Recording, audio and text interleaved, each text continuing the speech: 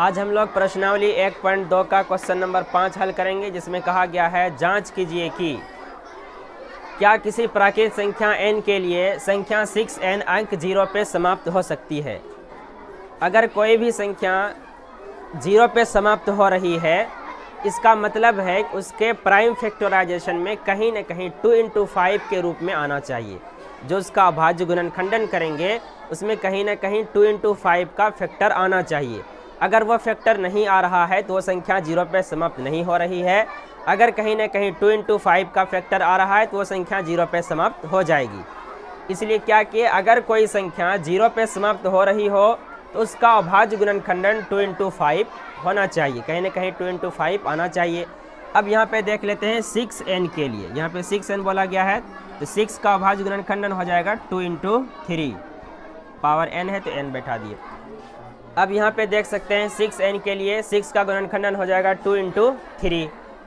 यहाँ पर 6n के लिए इसका अभाज्य गुणनखंडन 2 into 5 नहीं आ रहा है बल्कि 2 into 3 आ रहा है। इसीलिए 6 to the power n 0 पर समाप्त नहीं होगी, क्योंकि इसका अभाज्य गुणनखंडन 2 into 5 ना आके 2 into 3 आ रहा है। ठीक है, प्रश्नावली 1.2 का छठा सवाल है, व्याख्या कीजिए कि 7 into 11 into 13 plus 13 और क्या दे रखा है 7 into 6 into 5 into 4 into 3 into 2 into 1 plus 5 भाज्य संख्या क्यों है।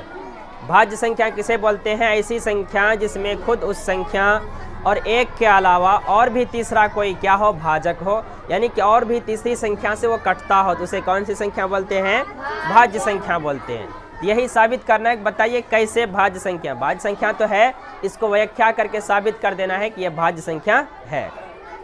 सबसे पहले इसमें क्या करना है, ऊपर में दे रखा है 7 गुने 11 गुने 13 प्लस 13। इसमें क्या करो, 13 को कॉमन ले लो। 13 को क्या कर लिए? कॉमन ले लिए। 13 को कॉमन लेंगे, 7 का 7 ही रह जाएगा, गुने 11 का 11 ही रह जाएगा। 13 का क्या हो जाएगा? 1, 13 कम 13 प्लस फिर 13 कम 13। अब 13 इंटू 7 गुने 11 77 प्लस 77 गुना 1 करोगे 77 ही होगा, प्लस 1 डायरेक्ट कर दो तो 13 इंटू 13 78 हो जाएगा यहाँ पे। अब 78 का आप अभाज्य गुणनखंडन करो। 78 का क्या कर देना है? अभाज्य गुणनखंडन। ब्रैकेट के इस साइड को ज्यों का त्यों रहने दीजिए, 78 का अभाज्य गुणनखंडन कीजिए। चलिए अब यहाँ पे 78 का अभाज्य गुणनखंडन कीजिए तो क्या आ रहा है? 13 इंटू 2 गुने 3 गुने 13। अब यहाँ पे आप देख सकते हैं कि गुणनखंडन कितना कितना आ रहा है? 13 भी आ रहा है, 2 भी आ रहा है, 3 भी आ रहा है और फिर 13 भी आ रहा है ना। एक खुद उस संख्या और उसके अलावा भी बहुत सारे अभाज्य गुणनखंडन है, यानी कि और भी तीसरा अभाज्य गुणनखंडन है, इसलिए यह संख्या क्या है? भाज्य संख्या है। क्लियर सी बात है। अब इसको देख लेते हैं, इसमें क्या कॉमन आएगा? 5 2 बार आ रहा है, इसमें इंटू सबको मल्टीप्लाई किया कितना आया? 1008 प्लस 1 ये आया ना, तो क्या हो जाएगा? 5 इंटू 1009। देखिए दूसरी स्थिति में क्या है, इसमें 5 कॉमन लिए, इस सब को मल्टीप्लाई के अंदर में तो कितना आया? 1008 प्लस 1 1009, 5 इंटू 1009।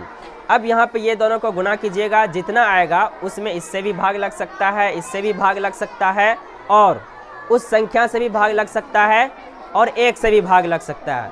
यहाँ पे क्या हो गया? 1 से भी भाग लगा, खुद उस संख्या से भी भाग लगा, उसके अलावा 5 से भी लग रहा है और 1009 से भी लग रहा है। एक खुद उस संख्या और उसके अलावा 2 और संख्या जिससे भाग लग रहा है, इसीलिए कैसा संख्या है? भाज्य संख्या है। यही दर्शा देना है। तो क्या हो जाएगा? ये व्याख्या हो गई कि ये दोनों क्या है? भाज्य संख्या है।